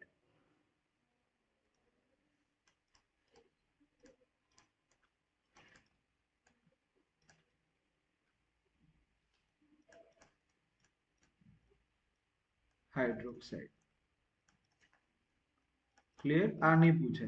જો તમારે ના કરવા હોય, એક્ઝામમાં નહીં પૂછાય તો તમે ના કરતા. કયો કયો? 41, 42, 43 અને 44 કરવાની જરૂર નથી, આવા પ્રશ્નો નહીં પૂછાય એક્ઝામ. તો આપણે 40 થી આપણે આગળ ગણીશું. 40 થી. ચલો 41. હવે જો મસ્ત ટ્રીક લાવ્યો છું તમારા માટે. આ રહી જો મસ્ત એક આકૃતિ દોરી છે. જો તમારે આ જ આકૃતિ ડ્રો કરવાની ચોપડાની અંદર. અને આવું ડ્રો તો કરતા આવડે ને? તમને ખબર હોય ને પહેલા શું આવે 5.5 આવે, પછી શું આવે 5.6, પછી 7 લખ્યું, 7 થી આમ એરો કરી શું લખ્યું 7 થી વધુ લખ્યું છે, 7 થી વધુ. અને અહીંયા શું લખ્યું 7.8 અને ઉપર શું લખ્યું 7.3. આટલું યાદ રાખેલું છે એટલે તમને જિંદગીમાં પણ માર્ક કટ ના થાય. ફરીથી કેટલા પોઈન્ટ યાદ રાખવાના છે ધ્યાન આપજો. પહેલો કયો પોઈન્ટ યાદ રાખવાનો 5.5, બીજો કયો પોઈન્ટ યાદ રાખવાનો 5.6, પછી 7 થી વધુ આ લખવાનું. ઓકે, પછી શું લખવાનું 7.3 અને પછી શું લખવાનું 7.8. યાદ રહી જાય. આ 5 આંકડા લખતા આવડે. 5.5, 5.6, 7 થી વધુ, 7.3, 7.8. અને જો આ તો ક્રમમાં જ આવે છે. એ તો શું આવે છે ક્રમ, તો એ યાદ રહી જાય. પછી 7, 7.3, 7.8 યાદ રહી જશે આટલા આંકડા. ઓકે, હવે ધ્યાન આપજો. 5.5 માં શું લખવાનું, શું લખવાનું દાંતનું શયન. યાદ રહી જાય. 5.6 એ શું લખવાનું વરસાદ, એસિડિક, એસિડિક વરસાદ, એસિડિક વરસાદ. યાદ રહી જાય. 5.5 આવે તો દાંત, 5.6 આવે તો એસિડિક વરસાદ. જુઓ હવે ધ્યાન આપજો. અહીંયા છે ને મેં એરો કરીને લખ્યા છે. જુઓ તમે ધ્યાનથી જુઓ, અહીંયા મેં એરો કરીને લખ્યું. જુઓ સર ધ્યાનથી જુઓ, આ રીતે મેં એરો કરી લખ્યું છે સર. એટલે વનસ્પતિની વૃદ્ધિ, વનસ્પતિની શું છે કોની વચ્ચે હોય 7 થી 7.3. યાદ રહી જાય. એ પણ યાદ રહી જાય સાહેબ. જો પછી મેં અહીંયા છે ને આ રીતે બીજો એક એરો કર્યો. જુઓ ત્યાંથી, અને શું લખ્યું છે આપણું શરીર. યાદ રહી જાય. અને જો છેલ્લે મેં છે ને આ રીતે લખ્યું છે. જો એક 7 થી વધુ લોહી, અને અહીંયા મેં શું લખ્યું લોહી. યાદ રહી જાય. એટલે ટોટલ તમે જુઓ તો પહેલું શું આવ્યું દાંત, બીજું શું આવ્યું વરસાદ, ત્રીજું શું આવ્યું વનસ્પતિની વૃદ્ધિ, પછી શું આવ્યું આપણું શરીર, અને પછી શું આવ્યું લોહી. તો ગણો કેટલા આવે છે 1, 2, 3, 4, 5 વસ્તુ આવે છે. તો યાદ રહી જાય. ચલો આમાંથી આવો પ્રશ્ન પૂછું હું તમને. ઓકે, ચલો એક વાર હું ફરીથી સમજાવી દઉં. આ દોર્યું મેં. સૌથી પહેલા કયો આંકડો દોરવાનું 5, પછી કયું દોરવાનું 5.6, પછી શું દોરવાનું 7, પછી 7.3 અને પછી 7.8. ચલો પહેલું શું આવે દાંતનું શયન, પછી શું આવે એસિડિક વરસાદ. ઓકે, પછી આની વચ્ચે શું આવે વનસ્પતિની વૃદ્ધિ. 7 થી વધુ હોય તો શું આવે લોહી. શું આવે લોહી. અને 7 થી 7.8 માં શું આવે આપણું શરીર. થઈ ગયું. યાદ રહી જશે. ચલો આપણે લખી દઈએ દાંતનું શયન, એસિડિક વરસાદ, વનસ્પતિની વૃદ્ધિ, આપણું શરીર, અને આ શું આવ્યું લોહી. 5 વસ્તુ થઈ ગઈ કમ્પ્લીટ. ચલો હવે આમાંથી હું પ્રશ્ન પૂછીશ. 41માં નંબર 41, પ્રશ્ન નંબર 41. 1, બી, સી, ડી અને ઈ. ચલો અહીંયા લખું છું વનસ્પતિની વૃદ્ધિ. ચલો અહીંયા હું લખું છું શરીર, એટલે કે આપણું શરીર. ઓકે, પછી અહીંયા લખું છું વરસાદ, કયું એસિડ વાળું. પછી લખું છું દાંતનું શયન, પછી લખું છું લોહી. ક્લિયર? ચલો હવે અહીંયા લખું હું ઓપ્શન્સ. ચલો 1 2 3 4 અને 5. ચલો અહીંયા લખું છું 5.5. ક્લિયર? અહીંયા લખું છું 5.6. અહીંયા લખું છું 7 થી વધુ. અહીંયા લખું છું 7 થી 7.3. અહીંયા લખું છું 7 થી 7.8. ક્લિયર? ચલો કોણ બોલશે પહેલાનો જવાબ? વનસ્પતિ વૃદ્ધિ. શું જવાબ આવે પહેલા? વનસ્પતિની વૃદ્ધિ કોની વચ્ચે આવે? કોણ કહેશે? બોલો બેન. Very good. 7 થી 7.3 એટલે શું જવાબ આવે મારો? ચોથા નંબર. ચલો એસિડિક વરસાદ કોણ કહેશે મને? એસિડિક વરસાદ માટેની વાત. એસિડિક વરસાદ માટેની વાત કોણ કહેશે? બોલો અંજલિબેન. 5 very good. ચલો લોહી. લોહીની વાત કોણ કરશે? લોહી શામાં આવે? બોલો રિંકુબેન. Very good. 7 થી વધુ. ચલો દાંતનું શયન. દાંતનું શયન કોણ કહેશે? 5.5 એટલે કે નીચે. ચલો આપણું શરીર તો આ તો કહેવાની જરૂર નહીં, કારણ કે એક જ વધ્યું છે બાબડું. 41 આવડી જશે. મસ્ત ટ્રીક શીખવાડી દીધી. ટ્રીકમાં યાદ રાખજો, પહેલો શું યાદ રાખવાનું? 5.5 5.6 7 7.3 7.8 યાદ રહી જશે ને ટ્રીક. આગળ છે એસિડિક વરસાદ માટે કેટલું જોઈએ? 5.6. આપણું શરીર શું આવે? હા, દેહ ધાર્મિક. શરીરમાં શું આવે? દેહ ધાર્મિક. તો શરીર એકલું નહીં આવે, એમાં શું લખેલું હશે? દેહ ધાર્મિક. દેહ ધાર્મિક એટલે દેહ ધાર્મિક એટલે આપણા શરીરમાં જે પણ ક્રિયા થાય છે એની વાત. તો એમાં શું આવે? 7 થી 7.8. છોડની વૃદ્ધિ 6.5 થી 7.3 છે. ઓકે, આપણે કેટલી લખાય છે? છોડની વૃદ્ધિ 7.3. છોડની વૃદ્ધિ એટલું છે. એકવાર જોઈ લો ને પેલામાં મટીરિયલ ની અંદર. પણ આમાં લખેલું છે એવું 6.5 થી, એટલે એકવાર જોઈ લો. એકવાર જોઈ લો. આપણે આચા છીએ કે આમાં લાવવું જોઈએ. છોડની વૃદ્ધિની વાત છે ને.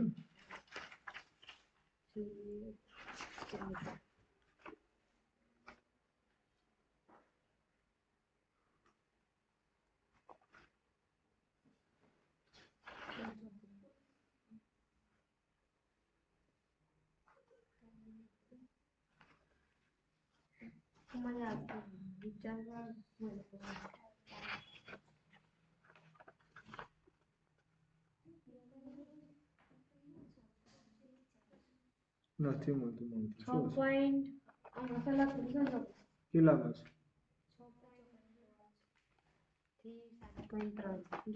બરોબર નહીં, આમાં પેલું આખું આડું લખેલું હતું, મને યાદ છે. આડાની અંદર જોઈ લઈએ. અથવા તો ગાઈડ પડી જ છે અહીંયા તો. જો પેલી રીત આપો નીચે નીચે નીચે બે ગાઈડ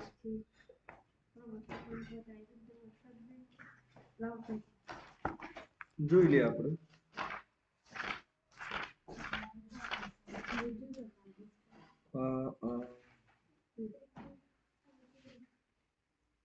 હા, 6.5 છે. આપણે શું લખાયું હતું? 7 થી 7.3 ને. પેલું દેહ ધાર્મિક વાળું સાચું. પાણી બરોબર. ઓકે, ધ્યાન આપો. તો આપણે પેલામાં સહેજ સુધાર લેજો. શામાં? આની અંદર અહીંયા તમારે શું લખવાનું? 6.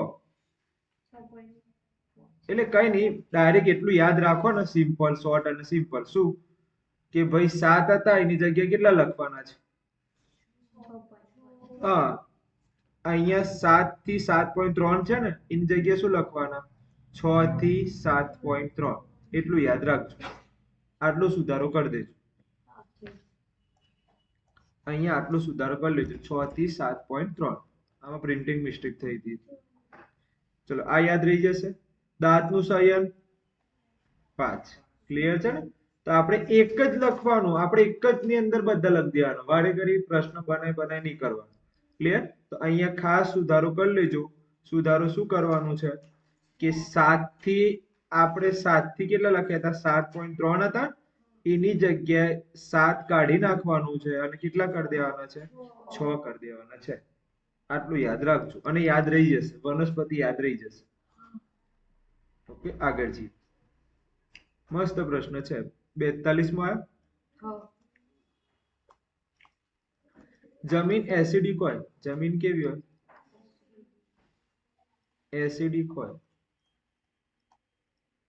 તો ખાલી જગ્યા નાખવામાં આવે છે. જમીન કેવી છે? એસિડિક છે. તો આપણે શું નાખીશું જમીનની અંદર? તો યાદ રાખજો, શું નાખીશું? લાઈમ. શું નાખીશું? લાઈમ. આ મોસ્ટ આઈએમપી છે, યાદ રાખજો. હવે જો જમીન બેઝિક હોય અથવા તો બેઝ વાળી હોય, જમીન કેવી હોય? બેઝ વાળી હોય તો ખાલી જગ્યા નાખવામાં આવે છે. તો શું આવશે? જીપ્સમ. મોસ્ટ આઈએમપી છે. મોસ્ટ આઈએમપી મેં બે જ પ્રશ્નો ઉપર વધારે કીધા છે. તો જમીન જો એસિડિક હોય તો શું નાખવાનું? લાઈમ. અને જો જમીન બેઝિક હોય તો શું નાખવાનું? જીપ્સમ. આ ખાસ બે તૈયાર કરજો. ક્લિયર? આગળ જઈએ. એસિડિટીના ઉપચાર માટે આપણે શું લેવામાં આવે છે? એન્ટાસિડ. એસિડિટી થઈ હોય મારે તો મારે શું લેવામાં આવે છે? એન્ટાસિડ. એન્ટાસિડ નું ઉદાહરણ જણાવો. આ પૂછાય છે. Milk of magnesium. Milk of magnesium અથવા તો બેકિંગ સોડા. બેમાંથી એક લેવામાં આવે. ચલો, આપણે કયો પ્રશ્ન આયા? 42, 43. હવે કયો આપણે? 44. એસિડિટીના ઉપચાર માટે. એસિડિટીના ઉપચાર માટે ખાલી જગ્યાનો ઉપયોગ થાય છે. એસિડિટીના ઉપચાર માટે શાનો ઉપયોગ કરીશું આપણે? Very good. શું આવશે? એન્ટાસિડ. એન્ટાસિડ. આ તમારા સ્વાધ્યાયમાં આવશે. ઓકે, પ્રશ્ન નંબર 45. એન્ટાસિડ નું નામ જણાવો અથવા તો ઉદાહરણ જણાવો. એન્ટાસિડ નું ઉદાહરણ જણાવો. તો બે યાદ રાખજો. એન્ટાસિડ ના ઉદાહરણ બે યાદ રાખો. એક છે MgOH ટ્વાઇસ. એક શું છે? MgOH twice. અને બીજું છે ખાવાના સોડા. ખાવાના સોડા. જો યાદ ના રહે તો આનું નામ યાદ રાખજો. Milk of magnesium. Milk of. Okay, જો તમને આ યાદ રહી જાય MgOH ટ્વાઇસ તો તમે લખી શકો છો. તમને જે યાદ રહે. મિલ્ક ઓફ મેગ્નેશિયમ લખવું હોય તો મિલ્ક ઓફ મેગ્નેશિયમ અથવા તો MgOH ટ્વાઇસ. તમને શું યાદ રહે એ લખવાનું. ક્લિયર? અને આ શું છે તમારા? Baking soda. એસિડિટી થયો તો બેનો ઉપયોગ કરી શકો. બેકિંગ સોડા અથવા મિલ્ક ઓફ મેગ્નેશિયમ. ઓકે, છઠ્ઠા નંબર 46. દાંતનું આવરણ ખાલી જગ્યાનું બનેલું છે. આવરણ ખાલી જગ્યાનું બનેલું છે. બનેલું છે. તો ખાસ યાદ રાખજો, કેલ્શિયમ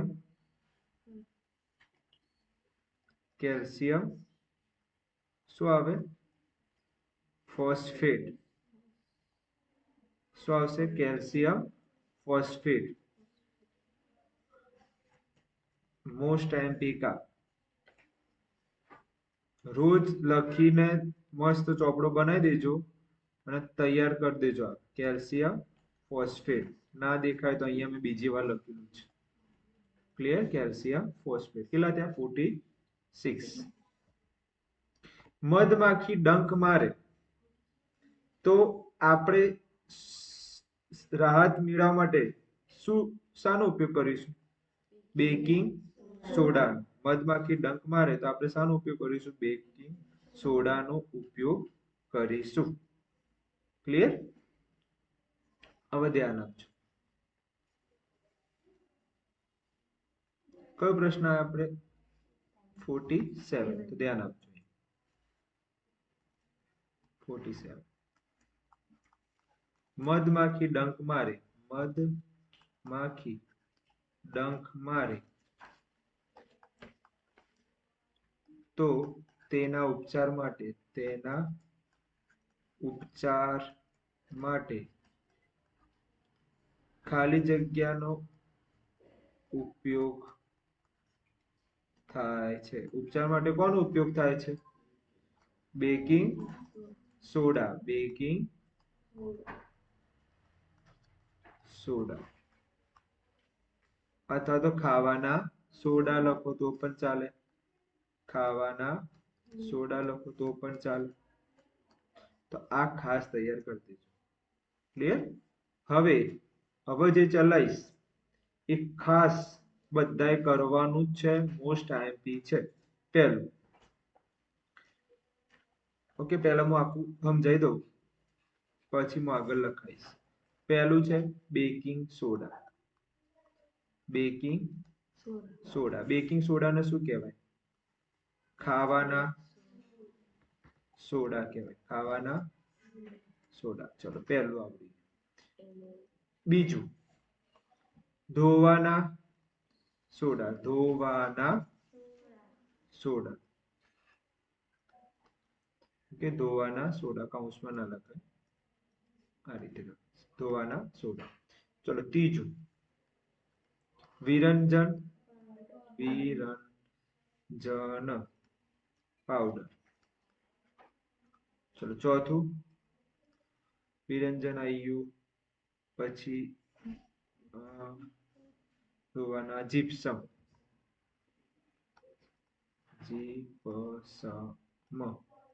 અને પાંચમું, જીપ્સમ આવી ગયું. બીજું કોઈ રહી જાય છે? જીપ્સમ બરોબર છે. પ્લાસ્ટર ઓફ પેરિસ મોણોસૂત્ર એટલે કે POP. Plaster of Paris. Clear? આટલા નામ તો તમારે તૈયાર કરવા પડશે. આ નામ વગર તો ઉદ્ધાર છે નહીં. બેકિંગ સોડામાં હંમેશા યાદ રાખવાનું એચ આવે. બેકિંગ સોડામાં શું આવે? એચ આવે. યાદ રહેશે. ચલો, આનું નામ શું થાય? Sodium hydrogen carbonate. યાદ રહેશે. Sodium hydrogen carbonate. આ ખાસ તૈયાર કરવાનું છે. અથવા સોડિયમ બાય કાર્બોનેટ. બે નામ છે, તમારે જે યાદ રાખો. હાઇડ્રોજન કાર્બોનેટ પણ લખાય, બાય કાર્બોનેટ પણ લખાય. ચલો, ધોવાના સોડા માં એચ આવે નહીં. ધોવાના સોડામાં એચ આવે નહીં. તો આનું નામ શું બને? Sodium carbonate. ચલો, વિરંજન પાવડર શું લખીશું? CaOCl2. તો નામ શું બને? Calcium ઓક્સી chloride. ઓકે,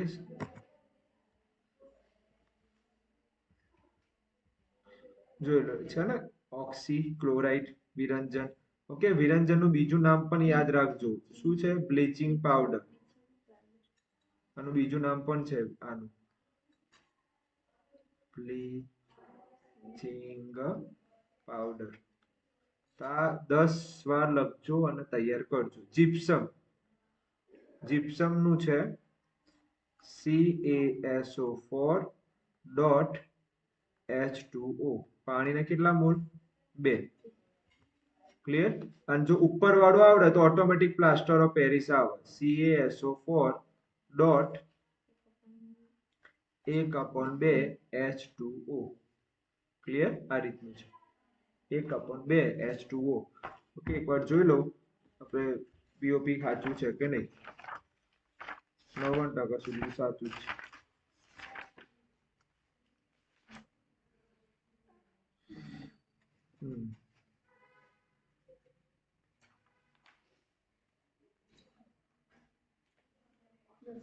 સાચું છે. ઓકે, સાચું છે. ચલો, ક્લિયર છે. અને પેલાનું આપણે કેલ્શિયમ સલ્ફેટ, હેમિસલ્ફેટ એવું કંઈક નામ આવે, જોઈ લઈએ છે.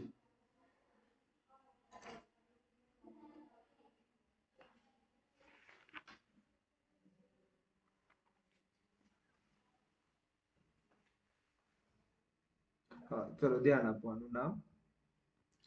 આનું નામ છે calcium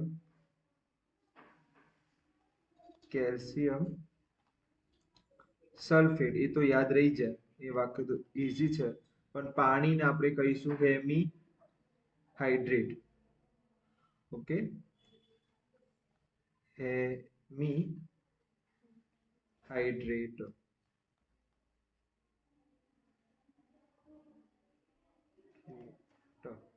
clear? Calcium sulphate hemi hydrate.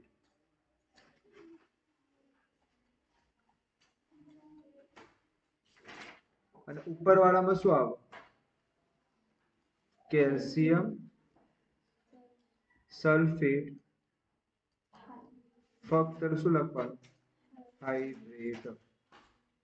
Hemi કેમ લખ્યું? કારણ કે અડધું છે. જો પાણી કેટલા મોલ છે? અડધા. એટલે આપણે શું લખવું પડે? Hemi hydrate. અહીંયા પાણી કેવા છે? આખા. એટલે શું લખાય પછી? Calcium sulphate hydrate. હેમી કેમ આવે? કારણ કે અડધા અણુ હોય પાણીના તો હેમી આવે. તો ધ્યાનથી જો, તમને અહીંયા દેખાય જ છે કે પાણીના કેવા અણુ છે? અડધા. અડધા છે એટલે શું લખ્યું આપણે? હેમી. અને અહીંયા પાણીને કેવા અણુ છે? આખો. એટલે પછી હેમી શબ્દ આવે નહીં. એટલે આપણે અહીંયા કોઈ જગ્યાએ હેમી શબ્દ વાપર્યો નથી. ક્લિયર? તો આ 5 વસ્તુ ખાસ તૈયાર કરી દેવાની. બેકિંગ સોડા મેચ આવે. ઓકે, ધોવાના સોડા મેચ આવે નહીં. ક્લિયર છે? ઓકે, બેન કો પેલા રૂમમાં બેસે. આગળ જઈએ. ઓકે, 48મો પ્રશ્ન આવ્યો. પ્રશ્ન નંબર 48.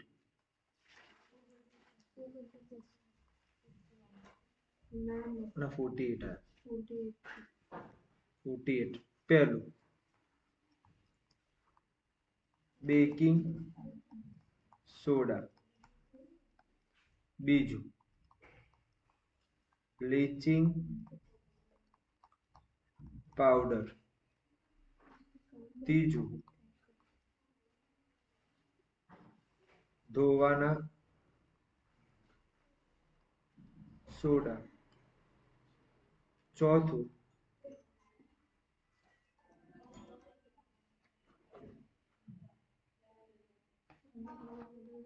હેલો, હા બોલો. 4 વાગે છે.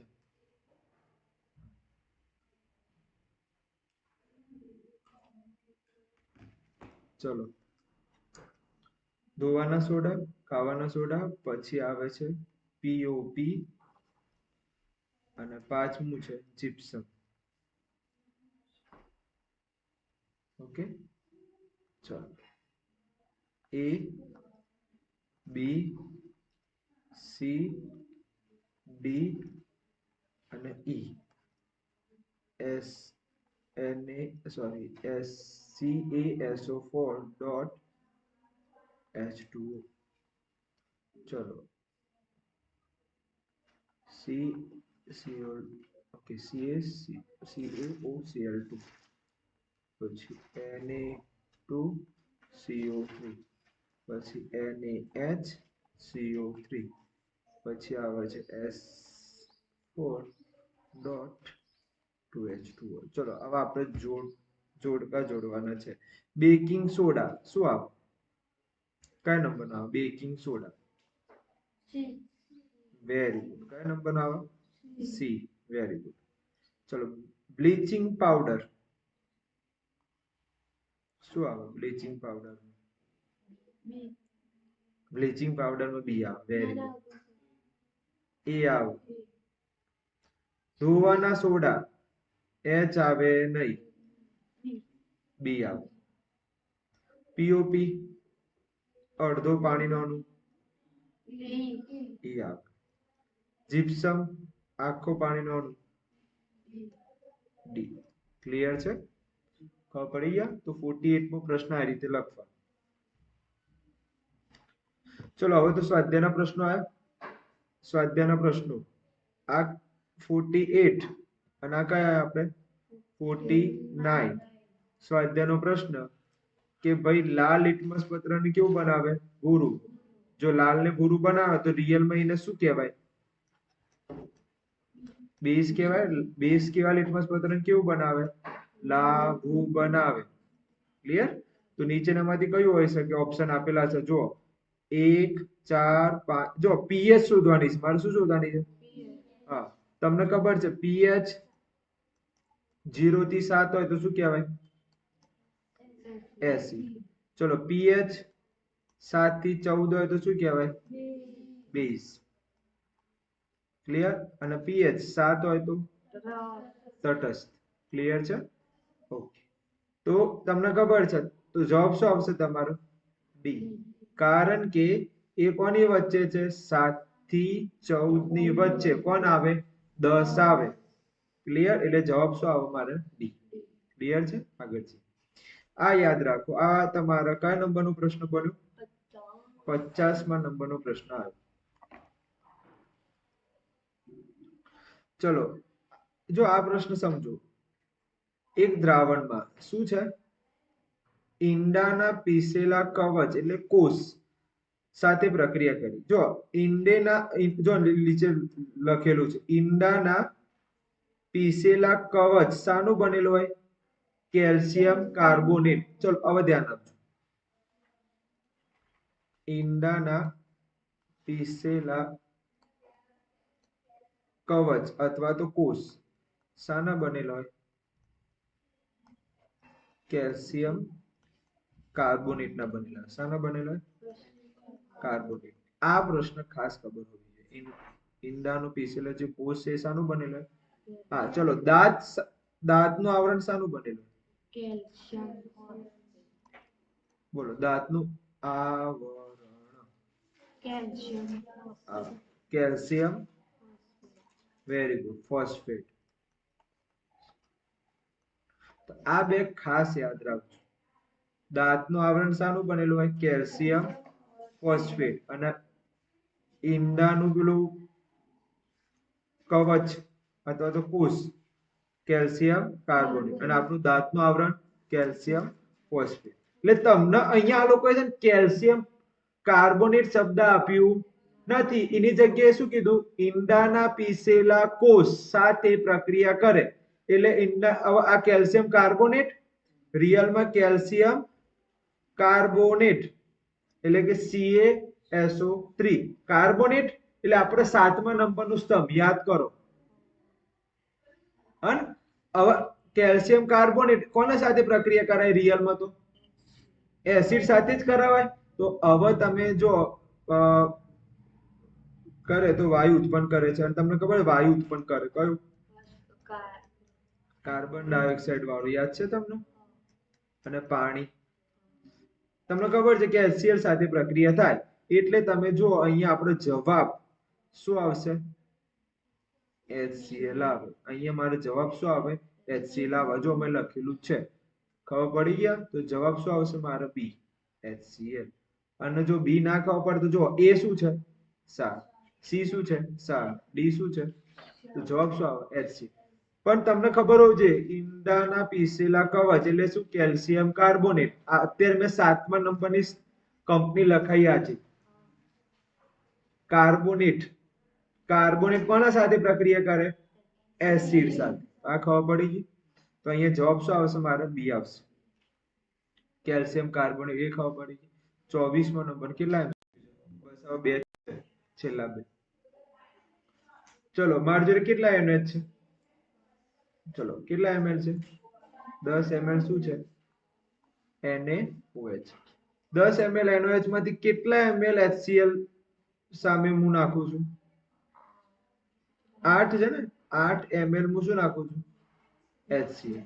અને તટસ્થીકરણ પ્રક્રિયા થાય છે. કઈ પ્રક્રિયા થાય છે? તટસ્થીકરણ. હવે મેં NaOH બદલી નાખ્યા. હવે કેટલા ml NaOH કર્યા? 20 ml NaOH કર્યા.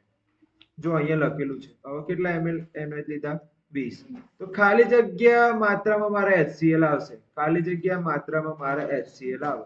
તો ધ્યાનથી જુઓ તમે શાંતિથી વિચારો 10 થી અહીંયા કેવા થઈ ગયા? 20. ડબલ થયા? 10 ના ડબલ થયા. એ જ રીતે 8 ના ડબલ કરો તો જવાબ શું આવે? 16 ml. તો મારો જવાબ આવશે અહીંયા 16 ml. ક્લિયર? આવો એક પ્રશ્ન આપું હેડો. આ મારા કેટલા થયા? 50મો કિલો પૂરો થયો. આ કયો થયો મારા?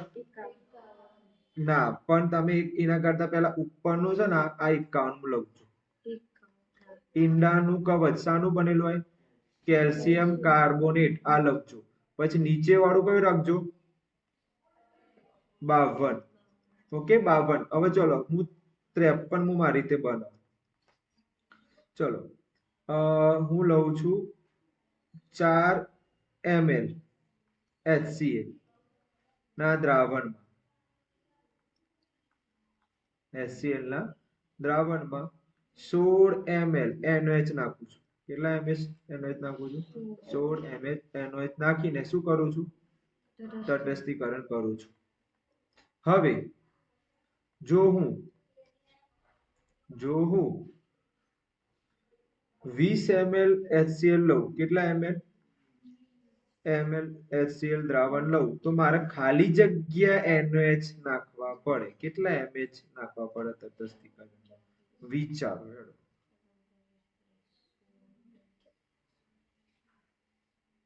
વિચારો હેડો.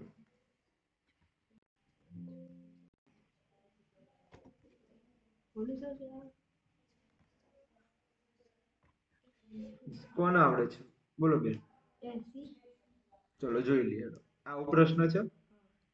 હવે ધ્યાનથી જુઓ. હું કઈ નહીં કરે જે આપ્યું છે એ લખીશ.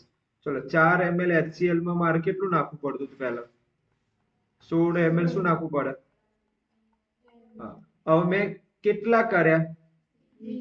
20 ml. હવે મને કહો 4 માંથી 20 કોના વડે ગુણું તો 20 આવે?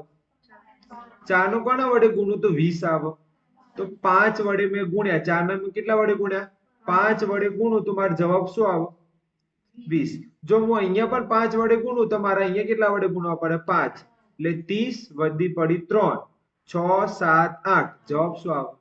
80 ml. શું જવાબ આવે મારા? 80 ml. તો ભારે નથી. 4 માંથી 20 ક્યારે થાય? જ્યારે 4 જોડે કોણ ગણાય?